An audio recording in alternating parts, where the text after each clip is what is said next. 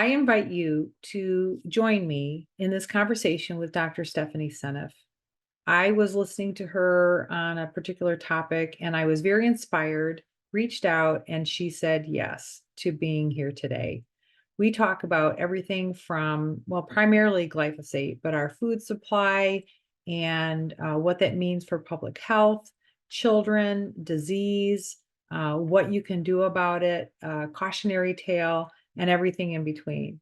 So please join me. This very, very informative, insightful, and interesting conversation with Dr. Stephanie Seneff.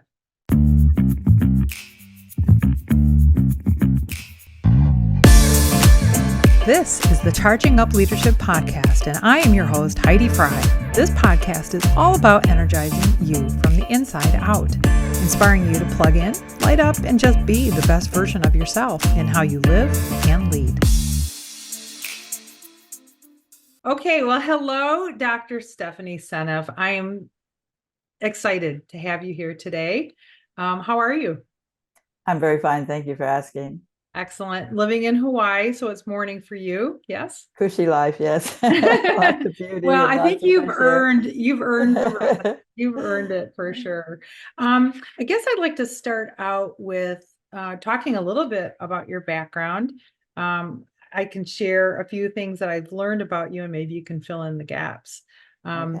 First of all, MIT is where you've spent majority of your career. You have 5 degrees, is that correct? Is that right? 4. I think it's only 4. No, I'm counting here. Oh, you have no. You have a bachelor's in biophysics. Yeah, you have Yeah. a double E, so an electrical engineering degree.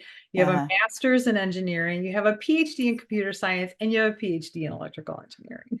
Yeah, I guess because it's a PhD in one field, which is the combination of computer science and electrical. That's how you got 5. Gotcha. It's actually only one PhD in Gotcha. 2 Oh, fields. sorry. No, but that can be confusing. That's how you could count 5. I see that. Yes. Well, and then I read that in 2011 you started going off into more medicine and biology related topics, and then in 2012 you had written your first paper on glyphosate.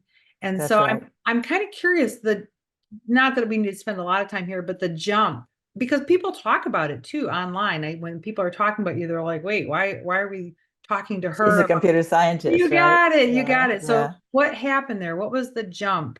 It was actually 5 years before that, like 2007, that I started switching over. It was actually really an easy switch, and it was timed well because and if you know computer science, my field has undergone a revolution in my lifetime. And back in the day, it was appropriate for me to be hacking away, writing code, and I was building systems that allow computers to communicate with humans using natural language.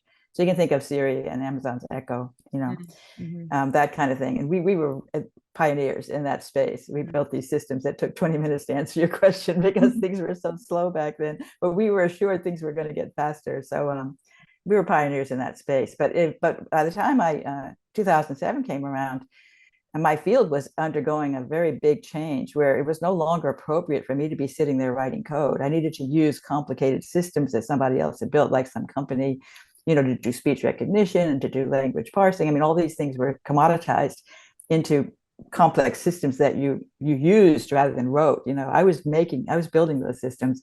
And it didn't make sense for me to be doing that anymore because the industry was taking over. So the field jumped into commoditization very fast, and we have these all these annoying conversations on the phone where it asks you all these questions before you get to a human, which I absolutely hate. But I'm one of the people responsible for the early days of that sort of thing. So thanks a lot.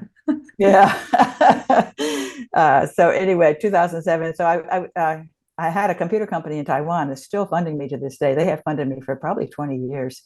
They've been great. And they were funding me to do research on language learning, to build computer dialogue interaction to help a person learn a foreign language, and in particular, an English-speaking person to learn Chinese, which I loved. And I was, really enthusiastic about that. But again, it was kind of like my skills were not matched with what I needed to be doing from there on. Plus, I saw autism rates going through the roof every year, more autism. It's not a problem. We're just diagnosing it more. I didn't think so. And I just said, I need to find out what it is there's something in the environment that's poisoning our kids. I need to find out what it is. And I looked for 5 years. I learned a lot about autism. I read all these papers, they're trying to figure out what is this disease. It's very complex. Gut problems, I was aware there were a lot of gut problems. And I thought there's got to be something in the food, because it's gut problems. They're eating food just making them sick, So I was looking for something in the food, and I ruled out glyphosate, because glyphosate's safe. It's like wonderful herbicide. It kills all the plants, doesn't harm us at all. Right. It's safe. So I didn't consider it. But then I happened to be at a conference where Professor Don Huber was giving a 2-hour presentation on glyphosate. I didn't know what it was, to be honest with you. I knew about Roundup, but I didn't know about glyphosate, and that he blew me over. I mean, it was just like I was on the edge of my seat. I was so excited. This is it. This is it. I just really felt like in my heart, this is it. Yeah, right. And I went back and just read everything I could, and the rest is history. So it took me another 10 years before the book came out. I have my book here, Toxic Legacy. Toxic Legacy, yes. And I know you'd authored a couple other books, or co-authored one, Gut Brain Secret. So I was only a preface, or gotcha, I wrote gotcha. but okay. I wrote a book called Cindy and Erica's Obsession, which I had fun writing. Let's see that again. I want to see the front. That's a novel. Toxic Legacy. Yep. How the weed killer glyphosate is destroying our health and the environment. Terrific. Well, congratulations. That's quite a feat. Yeah. Yeah, I was really proud of that book, and it's done well.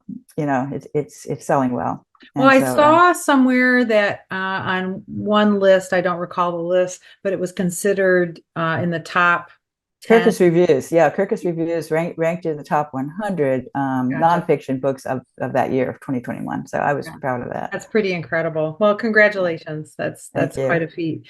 So, okay, you're diving into glyphosate. You're seeing a connection with autism.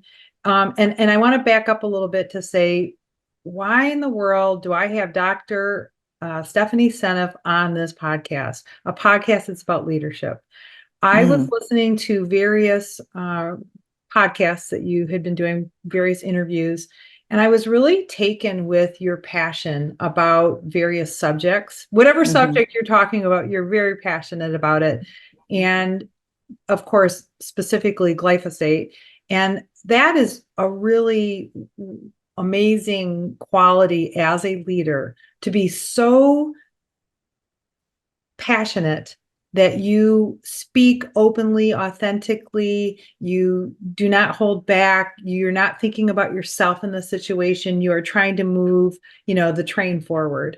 And so that is initially what triggered, and again, the topic is interesting to me anyway. So thank you for your passion, your courage, your credibility, all of it, and bring this topic to the forefront. So really, thank you. That. Yes. Yeah, I think I'm just so centered on getting the message out to people that in order to have healthy children, you have to eat healthy food. And that is just like so important. Just eat whole foods, organic foods, just eat the top of the line foods. The best eggs you can find. Eggs are super nutritious, but not if the chickens have been eating glyphosate, they're going to have glyphosate in the eggs. So it's very, very important to eat whole foods, to cook at home. I mean, all of those. We were trained that, we can just buy these processed foods. Women, they shouldn't waste their time in the kitchen. They should be out working in the workforce, right? This was a message that was going on even when I was a kid. It was kind of like, why are you wasting your time in the kitchen? Or you could be playing with your kids, even, which would be better than cooking. Cooking is the last thing you want to be doing.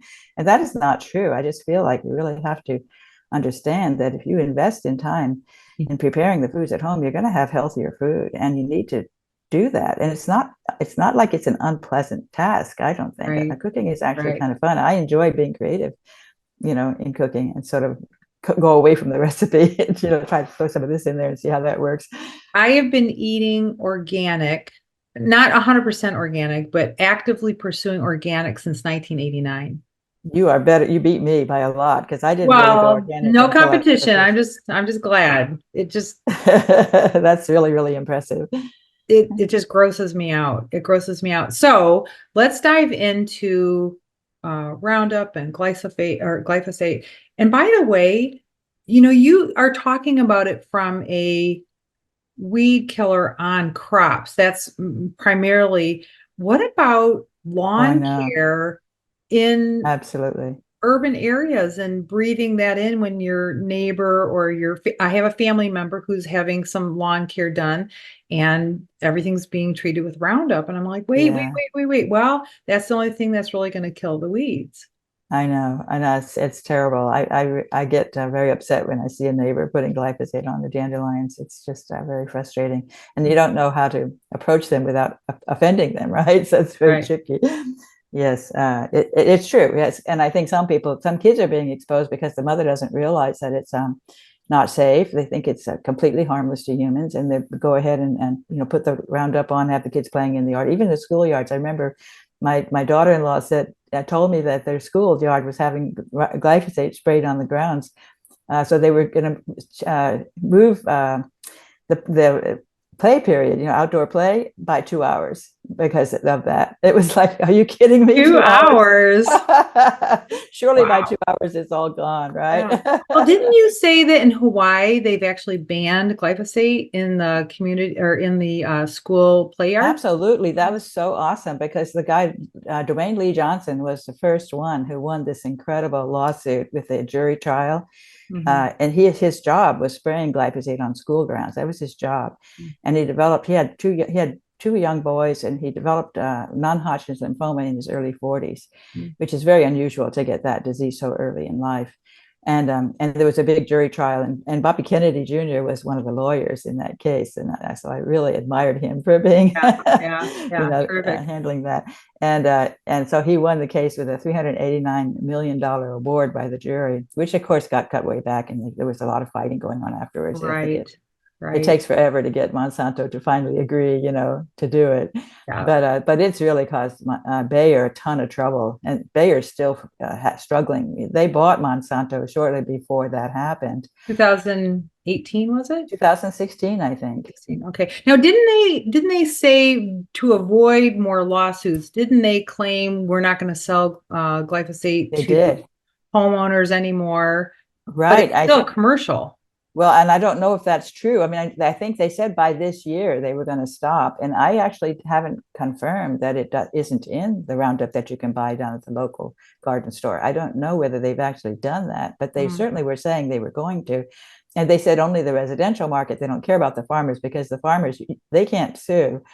They don't win lawsuits because they've got so many other Oh, chemicals that they're exposed to. You always said, no, it's that other oh. chemical that you're using, not the glyphosate. So it's like there's no control group then in that Yeah, they can't respect. win because it's like, well, the glyphosate didn't cause your problems. You've been exposed to these fungicides and these Mm-hmm. insecticides and Mm-hmm. all this other stuff because they use a whole lot of chemicals on the farms, which is ridiculous. Yeah. I don't know how we can think that it's okay to put poisons on our food supply. I don't know how we can think that that's okay. And yet the government thinks it's fine. It just infuriates me, actually. So we know what we're talking about. You and I right now know what we're talking about. Let's kind of bring this topic so that everyone can get in on the conversation, so to speak. Glyphosate is Yeah, it's a weed killer. It kills all plants, actually, except for those that have been engineered to resist it. So it's a very powerful weed killer.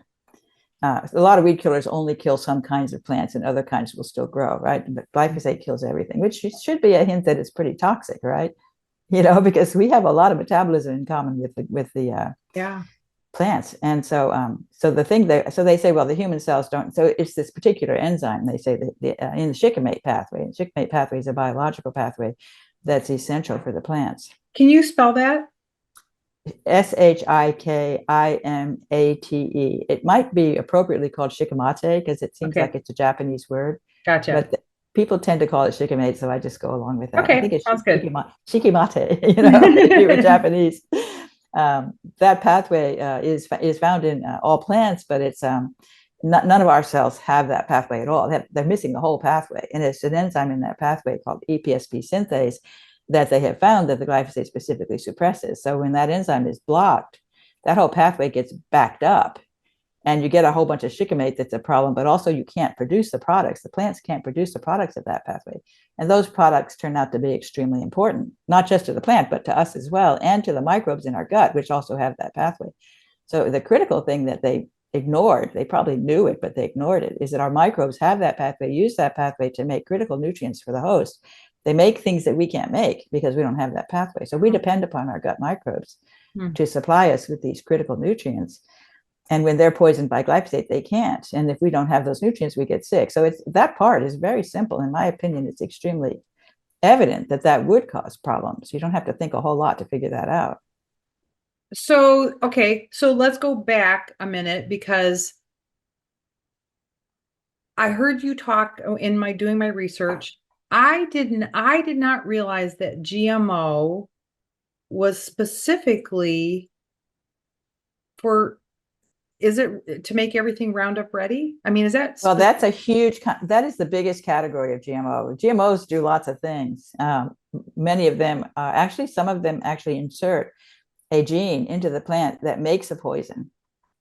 That's these insecticides. The BT gene is expressed by an animal. It comes from a bacterium, I think. A BT, I think it's a bacterium. They extracted this gene from an animal that makes that poison, and they put it into the plants. They incorporated it into the plant's genome, which is pretty wild to begin with, to do something like that. Yeah. And then the plant makes that poison. So now the plant makes that poison, and we eat that poison too when we eat the plant, right? So that is not, to me, a good idea to eat the BT GMO. But the GMOs that are specific for Roundup, they actually found a bacterium again that was able to, it wasn't harmed by glyphosate. And because it had this version of this enzyme, EPSP synthase, that was modified. And it was modified specifically by having a glycine residue. This is important. The glycine residue at the place where it binds phosphate was replaced by alanine in the version of that enzyme that this bug had. And when you replace the glycine with alanine, it's insensitive, it's completely insensitive to glyphosate. This is actually a powerful argument that I use in the book. Wow. I use that argument in my book to say that glyphosate substitutes for glycine during protein synthesis. I absolutely believe that. It's a controversial topic, and the industry is denying that it's possible. And I'm saying it absolutely has to be happening. So we have a bit of a disagreement there. But if it's happening, it explains why glyphosate is so toxic. It explains everything.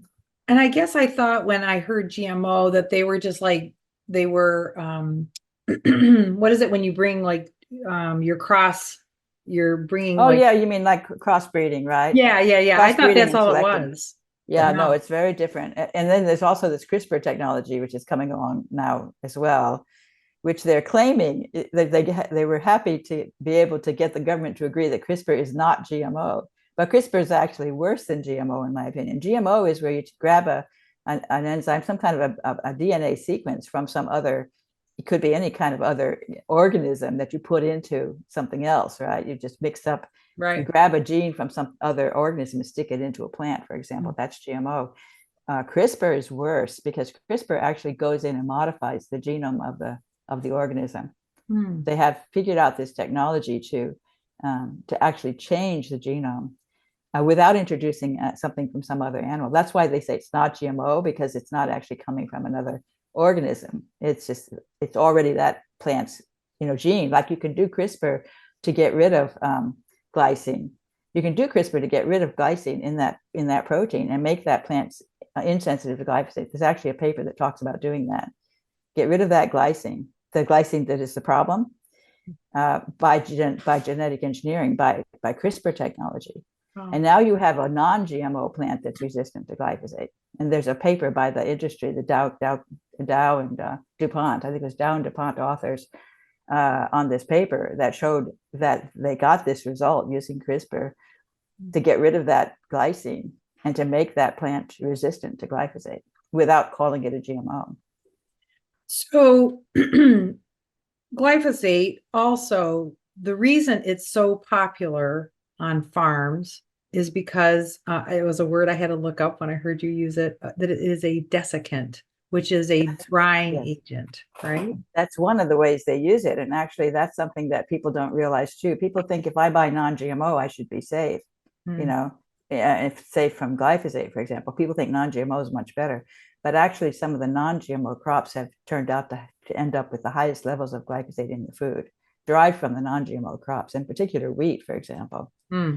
And wheat is one of the crops that's sprayed right before harvest. And there's several different crops for which they do that. They spray the crop with glyphosate shortly before harvest in order to make the plant dry out and to make it go to seed synchronously, because you can have different parts of the crop that are going to go earlier versus later. So when you harvest, you're going to not get as big a yield. If you can make everybody do it at the same time, you get a bigger yield in the harvest. And then, of course, you also dry out the plant, so it's easier to clear the field. You're also getting a head start on next year's weeds because you're already supplying the glyphosate before the plant's dead. So there's all these reasons why it looks like a good idea. Sometimes you're rushing. And you're drying out the. My dad was a city farmer on an 80-acre farm, and sometimes we would have bugs in the wheat if we harvested. Oh yeah. And wow. so they were saying that as a desiccant, the drying agent also will dry up. Oh, that may be an important reason why they do it. I wonder if they even add glyphosate after it's harvested. I can't. Oh my God, that would be so incredible. Yeah. I can see how you can make it resistant to bugs, because the bugs are going to get killed by the glyphosate. They won't. They probably can't even tell that. I remember an experiment where they had 2 ears of corn that they put up on a tree, and one was organic and one was GMO. And this is probably, I mean, corn has both the Bt gene and the resistance to glyphosate. And then they waited over time, and the one ear of corn got completely stripped by whatever animals were eating the corn, maybe the birds, I don't know. And then the other one was completely intact, like they wouldn't touch it. They knew not to eat it. Really impressive, very impressive. That is super. Somehow they could detect that it wasn't right and they didn't want it. And I wish we had that skill. Yes, for we can't tell. We on so many things, on so many levels. Yeah.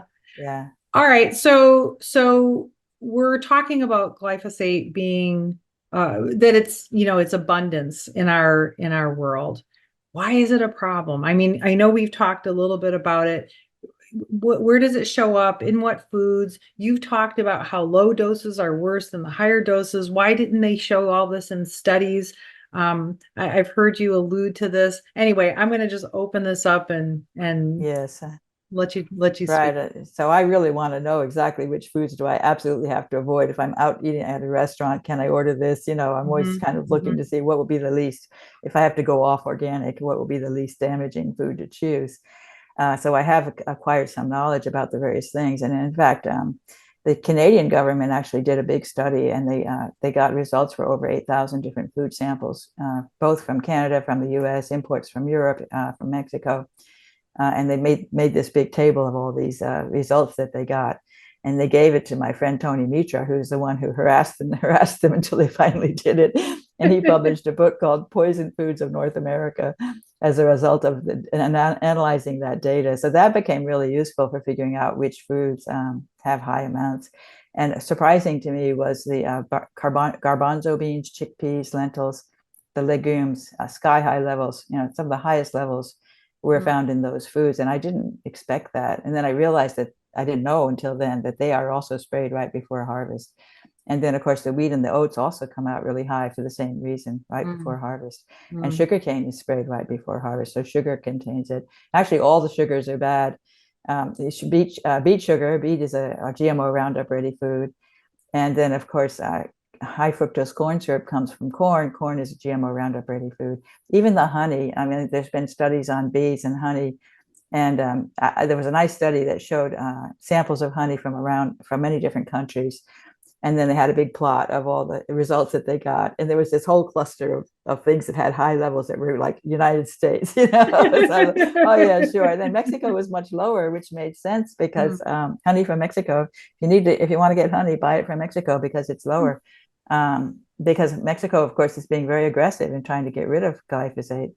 They have been planning to ban it this year, and they were ready to do it. And of course, US has been pressuring them like crazy to keep them from doing it. And they've backed down now. And I think it's still on hold. Like I keep hoping it's going to happen, but they're setting such a good model for us. And we're just basically, no, you can't do this. This is terrible. Our government is completely off base. I mean, they are so ridiculous in terms of their enthusiasm for glyphosate and their belief that if we don't have glyphosate, we're going to starve. I mean, I don't know. That's what they kind of say, right? Really so do you think it's that altruistic that it's our food supply that they're worried about, or is it just a cheap way to farm, or what do you I think that, I mean, the industry, of course, tremendous pressure. The industry spends a lot of money lobbying, and in fact what they're trying to do, the industry, is to control the top and then disenfranchise the bottom. So individual states right now, Bayer is busy trying to get, there's 3 states, I think it's Iowa, Missouri, and Idaho, 3 states where they're trying to get, they're putting together bills and trying to get them passed that would say glyphosate is immune. It's like a vaccine. Like you can't, people can't sue Bayer if they get sick from glyphosate. They can't Who's do it trying to in do that that? state. Bayer is. Bayer bought Monsanto right before it had that catastrophic lawsuit. And then and now Bayer is really struggling. Actually, their stock has been going down and down and down ever since they bought Monsanto. And I think they'd like to get rid of glyphosate at this point, I suspect, because it's not really helping their bottom line. And that's, of course, because of that lawsuit, that original one with Dwayne Lee Johnson. All kinds of people followed on. And now there have been, I think, 4 big wins of jury trial since then. And then there's tens of thousands, hundreds of thousands, even people waiting in the wings for their day in court. And it's really causing Bayer a lot of trouble. They have to do a lot of expense just to fight off all these lawsuits, and they're struggling to. So they want to get a law in the books that says you can't sue Bayer for glyphosate, and their arguments are something like it's essential. The farmers can't live without it. Kind of like the vaccines, right? Well, we can't let kids not get vaccines because then they'll get smallpox or something, you know? Right. Well, okay. Let's shift to what the problem from a biological standpoint. We were going down that road. Let's go back to, I had read something that you wrote that said it was cellular and a mitochondrial disruption. Yes. And what does that affect? Why is that such a problem? The mitochondria are super important. And I think a lot of people who study anything in biology are aware that mitochondrial disease, mitochondrial dysfunction is linked to all kinds of diseases, especially neurodegenerative diseases and neurodevelopmental diseases, autism, ADHD, Parkinson's disease, Alzheimer's, CJD, Creutzfeldt-Jakob disease, all these really debilitating diseases of the nervous system, and also of the muscular system. So ALS, is sort of muscle failure. Muscles and nerves, they have many, many more mitochondria than the rest of the cell types because they need a lot of energy. It's really the cells that need a lot of energy, and mitochondria make the energy for the cell in the form of ATP. Now, are there other things that also cause problems in the mitochondria? So in other words, will someone hear this argument and say, that's just one thing, it's really something else, or, it's too much for us to tackle? I imagine that people can talk away this topic pretty easily. You mean to say, oh yeah, glyphosate is not the only thing that hurts the mitochondria? Yeah. That is absolutely true. There are many, many things that hurt the mitochondria. They're very delicate in a way. They depend on a critical system to work properly. It's like a finely tuned engine. And you can mess it up in lots of ways. Toxic metals, for example, aluminum will do a job on the mitochondria, and aluminum is a problem.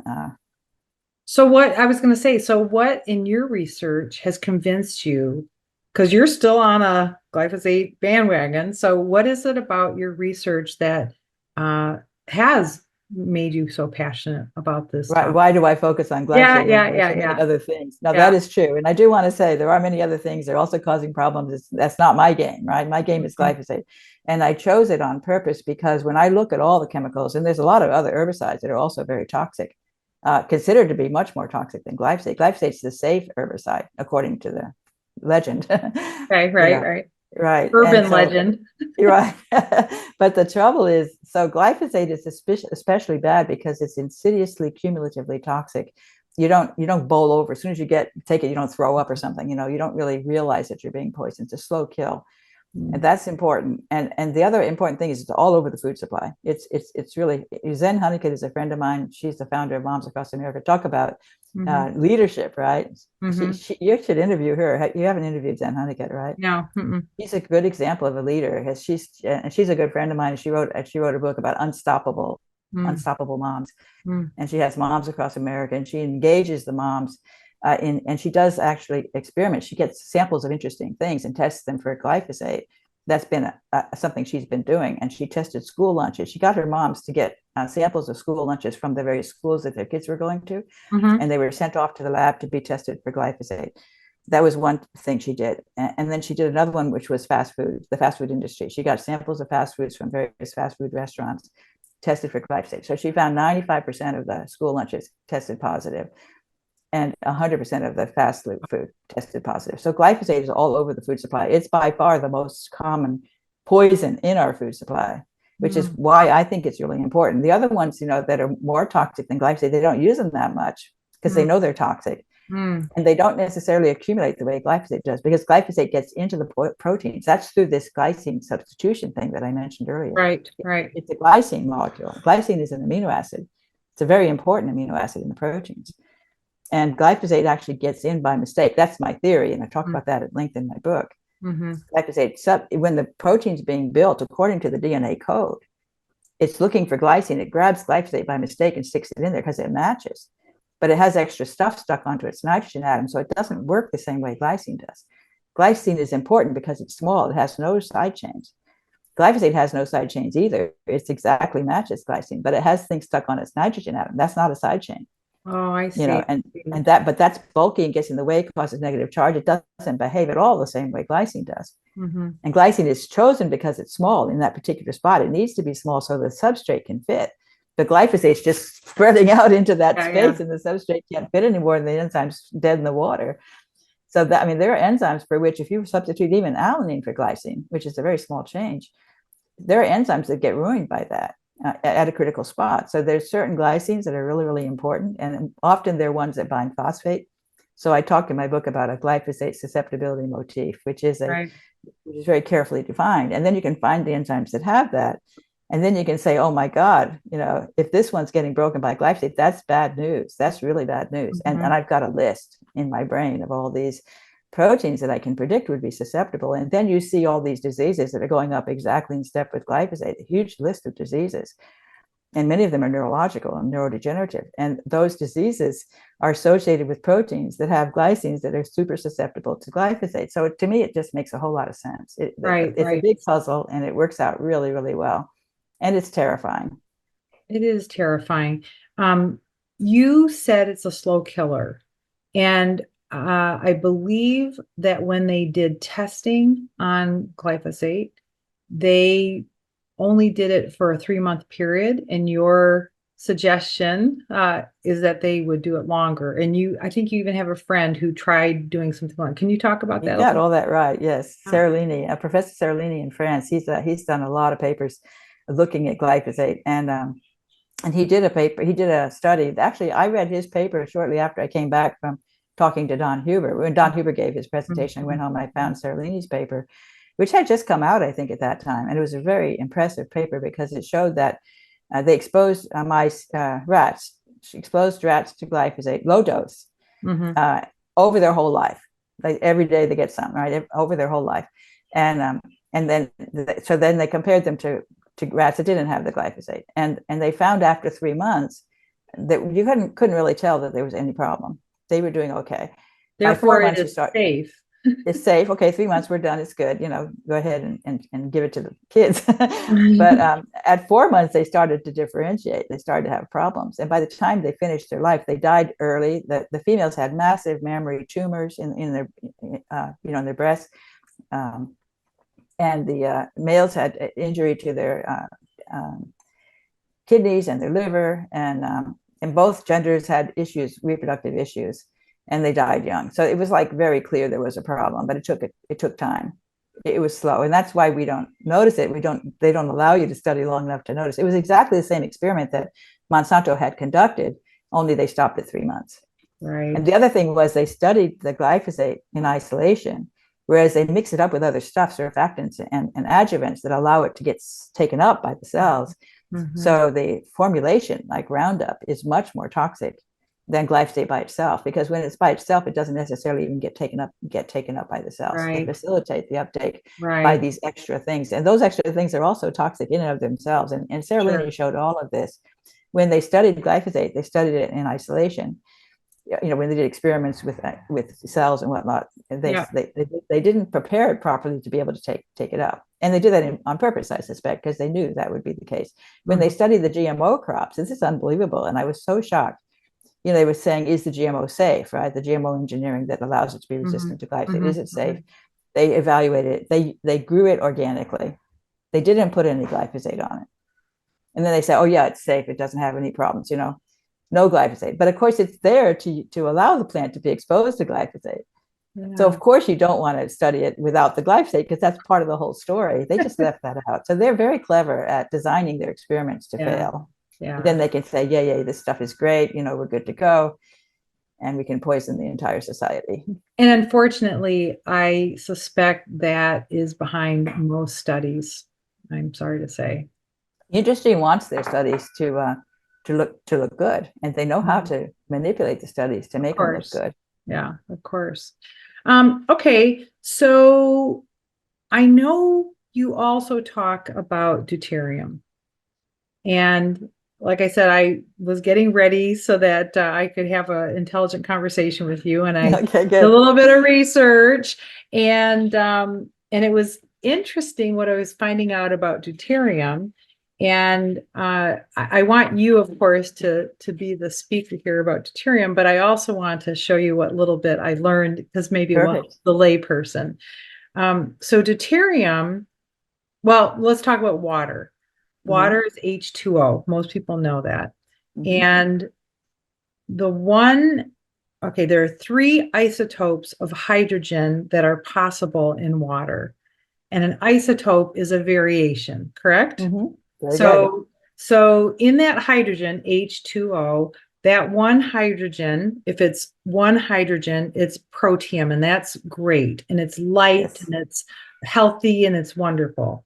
Or there are 2 hydrogens, which makes sense. It's double the weight, so it makes it a little bit heavier, and it's called heavy water. And then the third one is 3H, and that's tritium, which is even heavier. We don't even talk about that. We're focused on number 2, 2H, which is deuterium. And the heavier the water, the less natural it is. Yes. And it's still natural, but it doesn't behave the way hydrogen does. Right. And so I was getting that more and more of our water supply, which is then making food and watering plants and all of this, is higher in deuterium, 2H, versus what we really want, the light water, which is 1H. Okay, do I have it so far?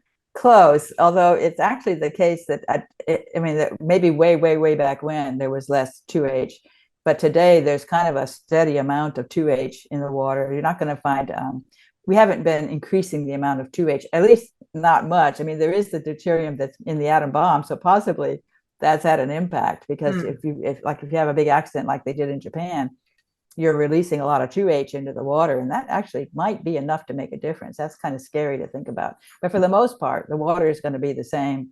The seawater typically has 156 parts per million, 156 parts per million of deuterium. So for every deuterium atom, there's a lot more hydrogen atoms than there are. That sounds small, 156 parts per million. But if you think of it like the minerals, like calcium and magnesium and zinc, which are all very important catalysts for various enzymes, those are actually also in very small amounts. Hydrogen is so common that even 156 parts per million is a lot. So in the blood, it's like 5 or 6 times as much as calcium. So that's why it matters. If it's different, it matters. And the only thing you got a little bit wrong, it's not 2 hydrogens, it's 2 neutrons. In the hydrogen. Gotcha. Okay. One hydrogen atom, but with a neutron on top of the proton. The hydrogen is the smallest atom. It's on the upper left corner of the periodic table. 1 proton, 1 electron, very tiny, and very, very common. Over 60% of the atoms in our body are hydrogen. So we have huge amounts of hydrogen, and it's stuck to everything else to make organic molecules. So for example, sugar has hydrogen in it. I mean, all the organic molecules have hydrogen in them. And hydrogen is part of all those reactions that take place. It's always involved in the reactions. Hydrogen is. But then deuterium, if deuterium's there instead of hydrogen sticking to a carbon, that things behave very, very differently. It changes the way the enzyme works. And many enzymes are able to, like, they just will ignore it. If there's a deuterium there, they won't react. If looking at a sugar molecule. Say it again. If there's a deuterium there, they won't. Yeah. So when you think of a sugar molecule and it has a carbon and the carbon has a hydrogen attached to it, right? Yeah. And then there's an enzyme that wants to take that hydrogen off, right? These enzymes are sort of taking these molecules apart. So it takes the hydrogen off. If it'll see, oh no, that's not hydrogen, that's deuterium, I'm not going to touch it. So that glucose molecule, that sugar will just stay behind. I won't react. I won't turn that glucose into something else. I'm going to let it sit there because I don't like deuterium. I'm not going to use deuterium in my reaction.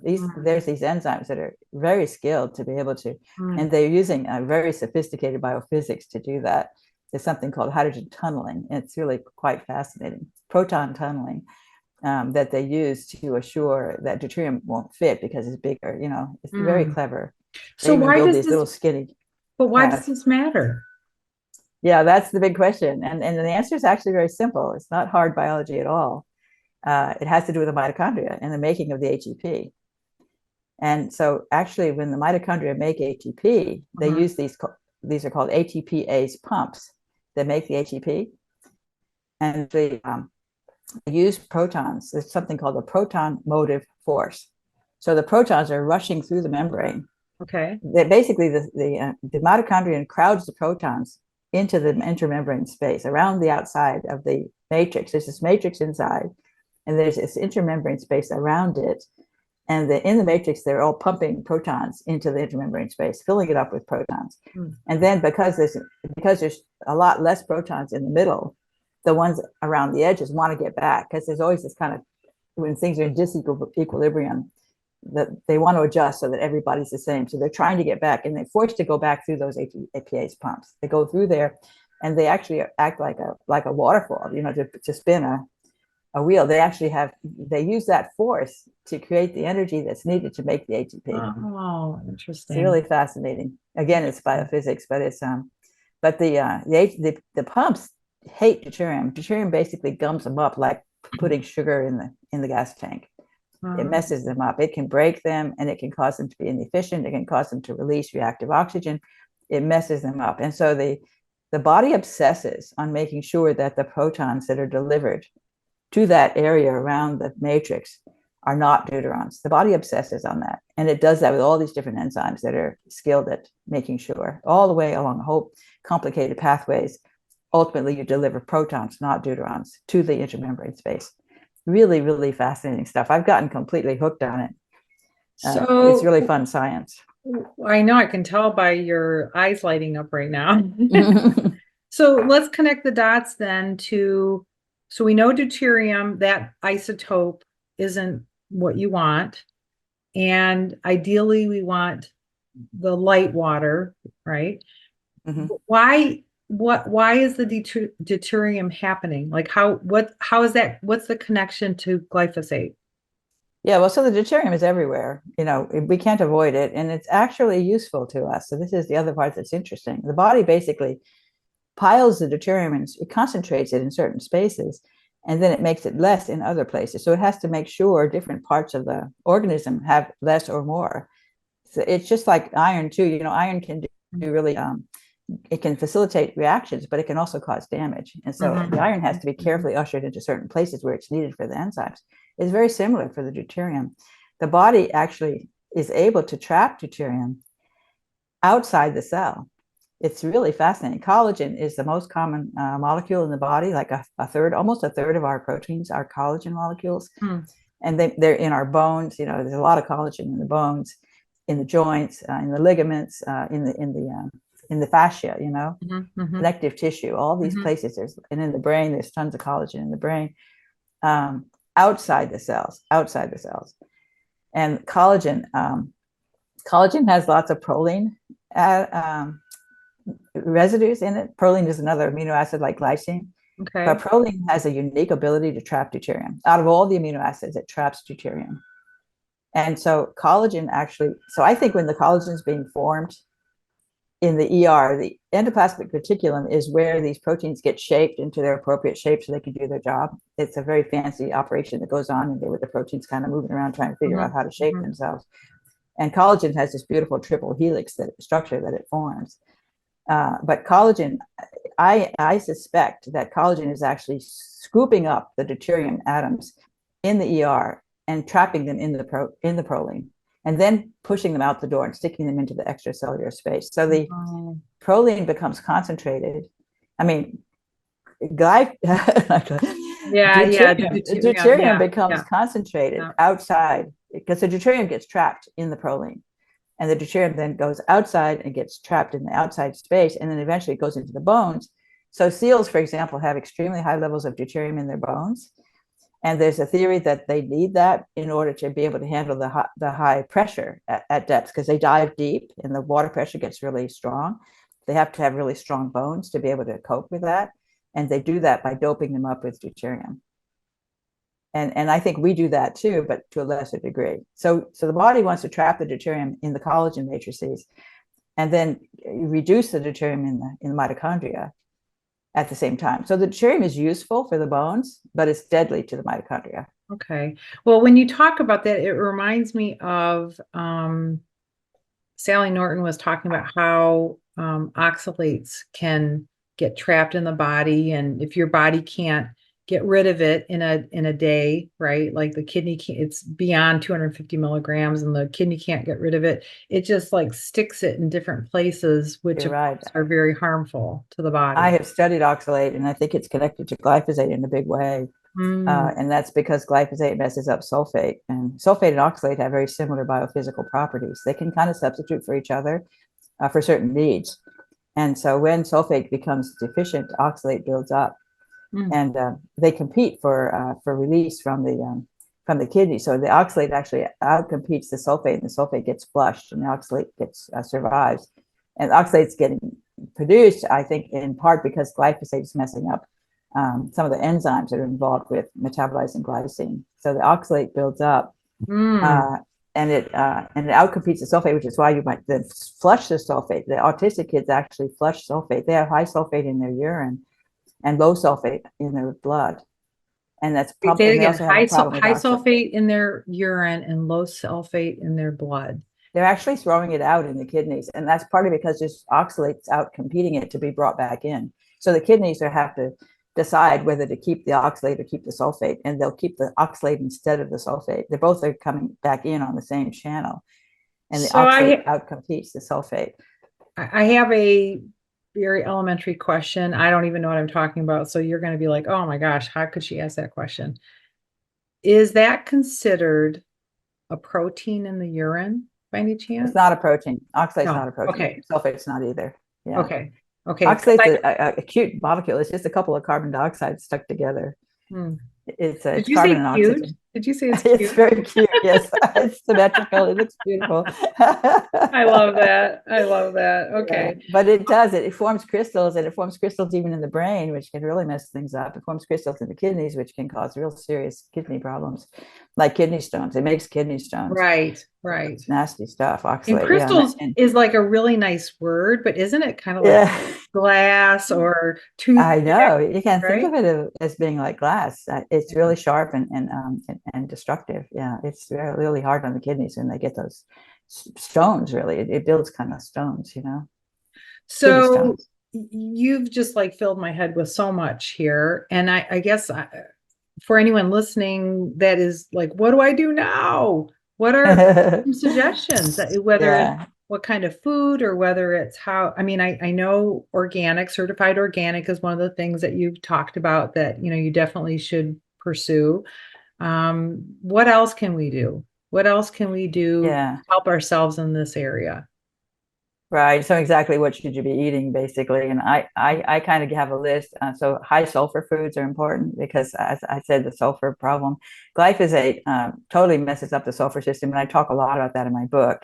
And that's directly connected to autism. Autistic kids have a really bad problem with sulfur. They have insufficient sulfate in the brain, Mm. and they have insufficient sulfate in the blood, and they're throwing away the sulfate into the urine. So they can't really keep it, and that's because they can't attach it to things. Glyphosate disrupts the ability to attach sulfate to other molecules. And there are many molecules that are, even there are toxic molecules that are fat soluble.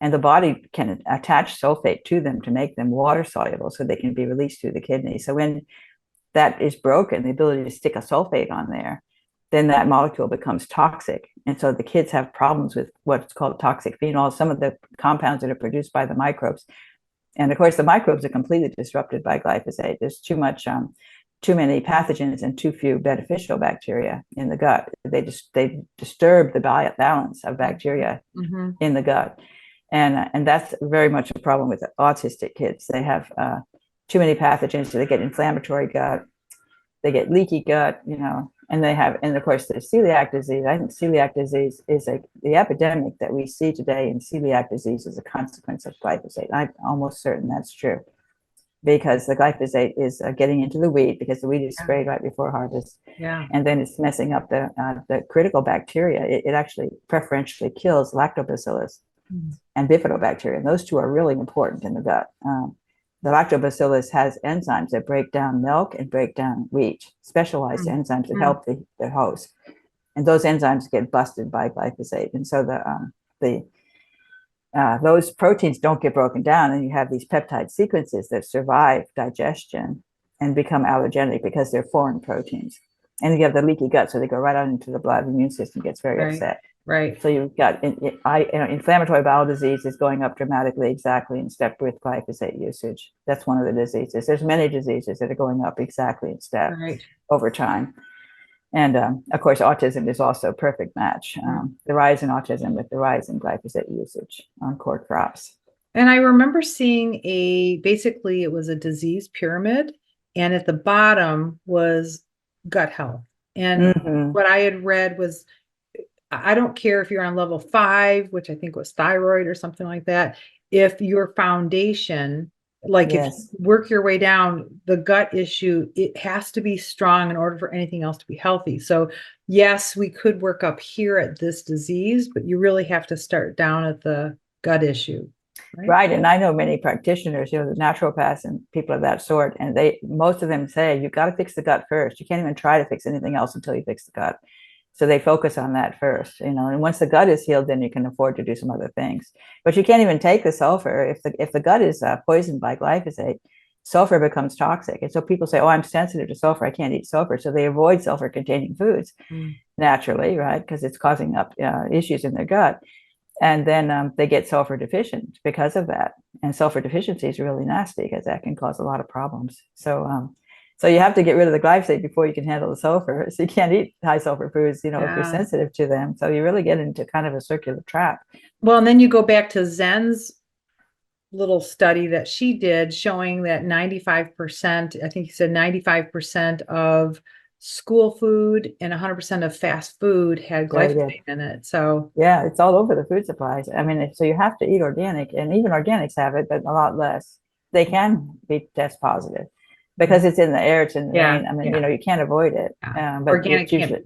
Well, and someone told me, well, this is different. It's not glyphosate necessarily, but they said even out in a warehouse, when you have organic food, they're still spraying the warehouse full of food so that it doesn't get. Oh, I didn't. That sounds bad. But there's certain things you can use on organics that you shouldn't be allowed to use, right? I think that new peel for the apple, which I don't trust. I think they allow that on organics. I'd have to be fact checked on that, but I think that they allow it on organics, which is surprising. Yeah, there's so much going on that we don't know about. So, okay. So I guess, so I can continue with the foods because I think a high fat diet, a high sulfur diet, high fermented food diet. So you want to concentrate on fermented foods, fats, and sulfur, and animal-based fats in particular. And this is again for the deuterium because they tend to have less deuterium. It's quite fascinating with the way the fats are made. They turn out to be a low deuterium nutrient. And in fact, organic butter is one of the lowest deuterium foods you can find. I love butter and I eat a lot of butter, and I encourage people to eat butter, but of course, organic. Yes, to be organic. I do the same. Yes. Yeah. Okay. And then of course, there's a lot of healthy cruciferous vegetables are a great class. I eat a lot of cruciferous vegetables. That's the broccoli, cauliflower, Brussels sprouts, cabbage. Those are all great foods because they have high sulfur, and they also have some nice polyphenols and stuff that will help to keep you healthy. So what about the water then? Yeah, the water can be problematic depending upon where you live. Certainly, if you're in the middle of a bunch of farm fields, you probably have glyphosate in your water supply. Well, I'm talking about the deuterium. Oh, the deuterium in the water. Yes. Well, you can drink. In fact, this is light water. And I'm So, assuming that's like reverse osmosis water. Is that what that no, is? no, this is light water, which makes it low deuterium. It's actually very hard to get the deuterium out of the water, but you can buy it. And I do buy it, 10 parts per million deuterium. And then I mix it with regular water to make it sort of like glacier water. So when water melts off the glacier, it has low deuterium Mm. compared to the seawater. Like it's only like maybe 100 parts per million or 110 parts per million instead of 156 in seawater. So So wait, what are you buying? You're just going to the store and saying, "Hi, I need some light water." it's hard to get. You can get it on the internet. I only know of one source, so I buy it from a company called Light Water, Lite water, Light Water. Mm. Um, so they sell it, and you just take I only drink a third of a cup every day, mixed with 2/3 cup of regular water because it's only 10. So you don't want to drink it up straight because that's very unusual water. You'd never see that in nature. Mm. I'm always trying to simulate nature. So by mixing it Right. with regular water, you can create a glass of like 100 parts per million or 110 parts per million by mixing it with regular water. Oh, this is what happens to most people. They get so overwhelmed that they go, just yeah, I'm not going to worry about this right now. I know, and when there are so many toxic exposures that we confront every day, Mhm. it can feel hopeless. It can really feel hopeless to avoid them because they're so pervasive in our environment and because our government is so unconcerned. I mean, it really annoys me that the US government is extremely reluctant to regulate these things, you know. They're really letting them get by with murder, in my opinion, and it's just really frustrating for me. We see that they see we have 136 kids, 1 in 36 kids with autism now. It's just incredible. 1 in 36. It used to be 1 in 10,000 when I was a kid. It's a Mm. very, very big difference. Mm. And this annoying statement that they say we're just diagnosing it more makes me really, really angry Right, because right. we know people with autism and we know it's not something we would have ignored back then. It's so obvious, right? Mhm. Well, and then going back to, like I said, this gut brain issue, and we know things are happening in the gut. So many people have gut issues, and you've already shown the correlation between gut issues and glyphosate and so on and so forth. So it's a lot. It's a lot. Yeah, it's just, the data that we came up with, it was just astonishing to me. And I worked together with Nancy Swanson. Nancy Swanson was the leader on that. When I first, I came back from that meeting where I heard Professor Don Huber, and I actually Dr. Mercola introduced me to Mm, Anthony mm, Samsel. mm, And Anthony Samsel is a real character, but he and I collaborated over a period of several years, and we published 6 papers together. And the first one was sort of that first paper that I published on glyphosate. mhm. I think in 2013 we published that paper, and it's where was I going with that? I lost my train of thought. Oh gosh, I was about to say something and I can't remember what it was, but That's all right. oh That's all right. yeah. Your brain is pretty special, and there's a lot in there. So I'm very impressed. You don't need to find that train of thought. So I guess overall, I mean, we're sensing this cautionary tale about glyphosate, right? Is there anything else we should know or anything else that comes to mind that listeners? So yes, I brought you on here because of your passion for this. So that's the number one leadership issue. And then the other part is our health. And it's hard to be clear-minded and making good decisions when you are not in good health, your family isn't in good. So there's just a lot. I think this is just a topic that piqued my interest, and I'm really grateful for all the work Mhm. you put into it, and coming into this conversation to share your knowledge. So anyway, back to my question, which is anything else that we should know or that you want to share with us? Yeah, in fact, I figured out where I was going with that. Oh, okay, Yeah, sure. it's just all those charts because Nancy started out and she published a paper where she had 30 figures, all kinds of incredible correlations between glyphosate usage over time. He plot the 2 curves that coincide, Mm. in all these different diseases like Alzheimer's and Parkinson's and autism and Wow. ADHD inflammatory gut and leaky gut, not leaky gut, but inflammatory gut, liver disease, thyroid cancer, pancreatic cancer. I mean, it was just a huge list. And then we did more after that. She published that paper independent of me. And then she and I collaborated for many years. And also with a woman named Judy Hoy, who's an expert on animals in the mountains of Montana. She lives there, and she witnessed these animals getting killed by the crops that were growing down below. And we all collaborated and just went through all this data on the web from the U.S. government, looking at correlations and just finding a huge list of problems that are going up in our society. Our kids are so sick, and they've got all these different issues. Even things like asthma and eczema. It's just amazing. And we have our kids are I don't understand why our government is not absolutely panicked by this situation, because if it's like this now and we haven't figured out what it is and we're still doing whatever we're doing, what's it going to be like in the next generation? I mean, the kids are going to just be incredibly sick. And if we have sick kids, we're not going to, when they grow up, we're going to be in huge trouble. We'll have all these people that we need to take care of because they're sick. Right. Who's going to do the rest of what society needs to do? It's going to do us in. I feel and this is why I like Bobby Kennedy. I think it should be the most important issue we face today is our health, and to understand why our children are so sick. And government doesn't seem to think that's a problem, but I do. Same.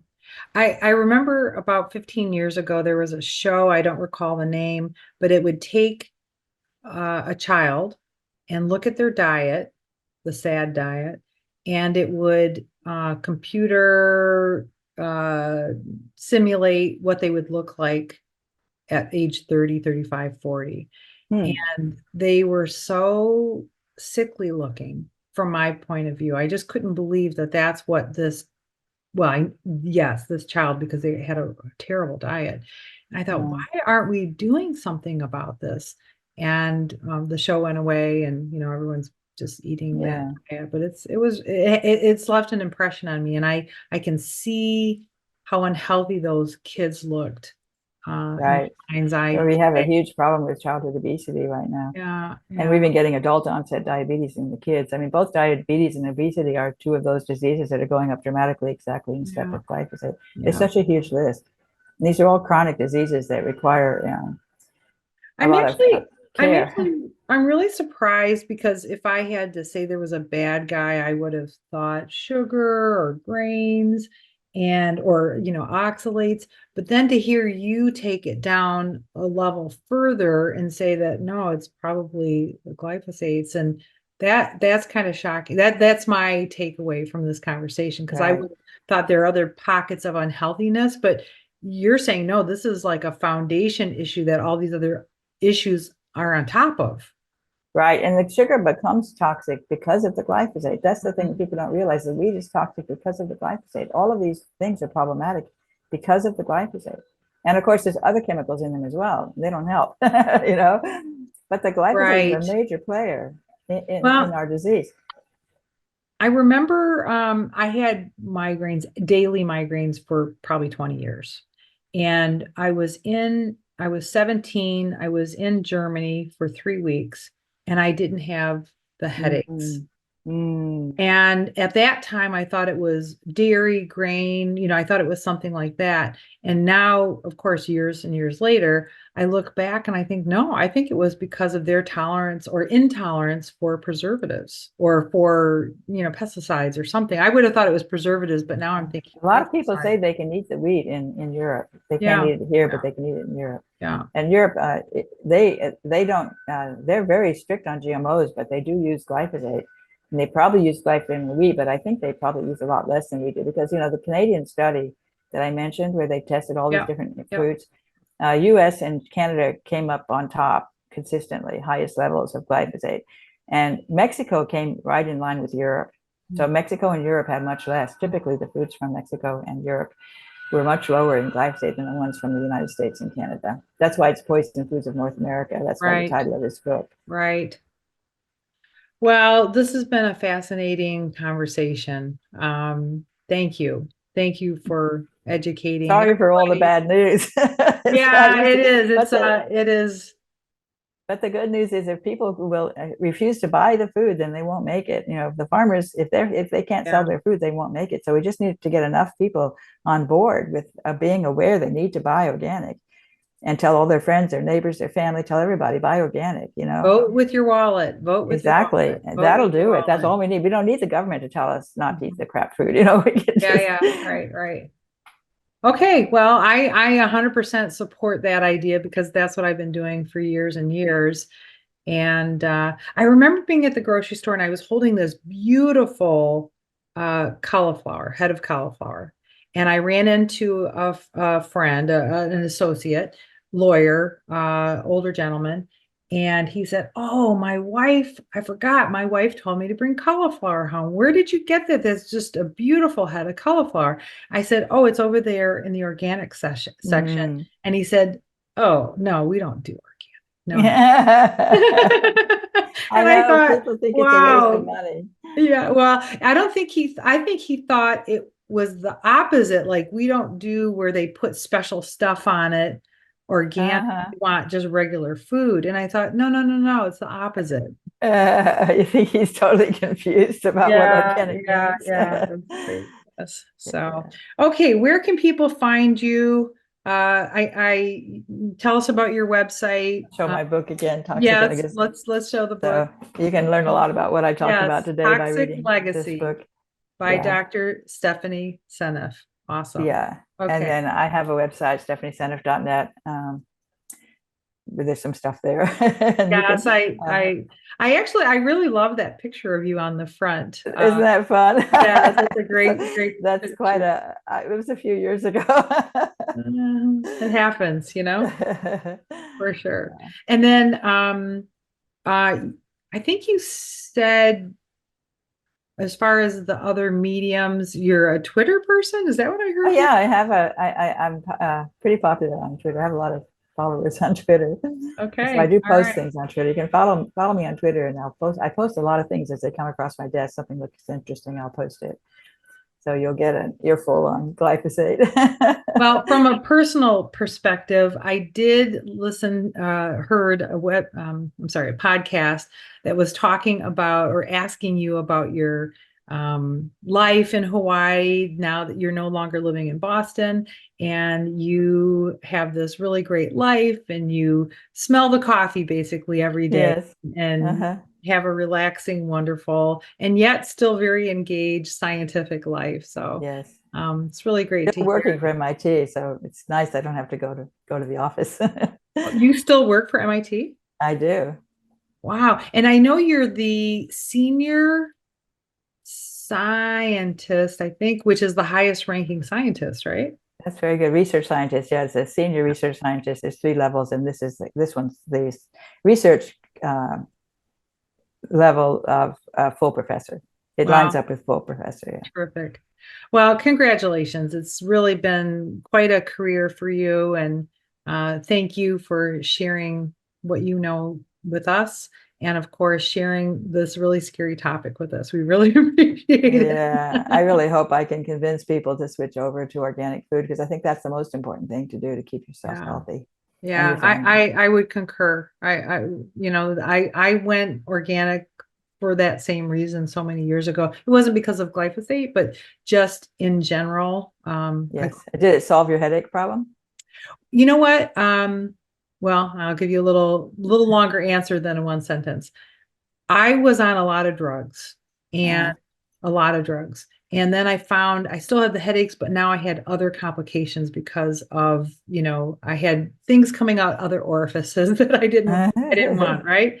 And so I took myself off all the drugs and I read a wonderful book called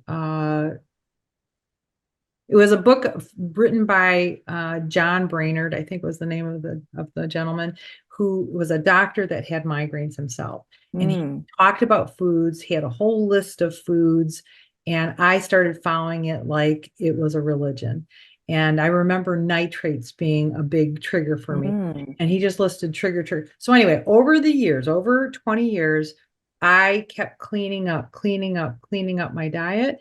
And yes, I got rid of my headaches and I'm it's amazing. It's amazing because now I'm so clean that I eat the least little thing, and I have to say it really, it affects me like a drug addict. So yeah. Wow, that's an interesting story. Yeah. So thank you so much. And I wish you well and continued success with all of your research and your happy life in Hawaii. Thank you so much for doing this. I really appreciate Yeah. it. Thank you so much. Take care. Bye-bye. Bye-bye.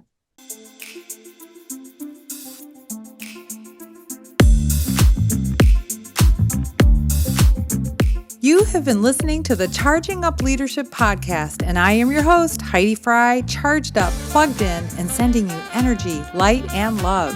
Find me at HeidiFry.com. And don't forget to check out my book, The Light Switch, available on Amazon, in your local bookstores, or on my website.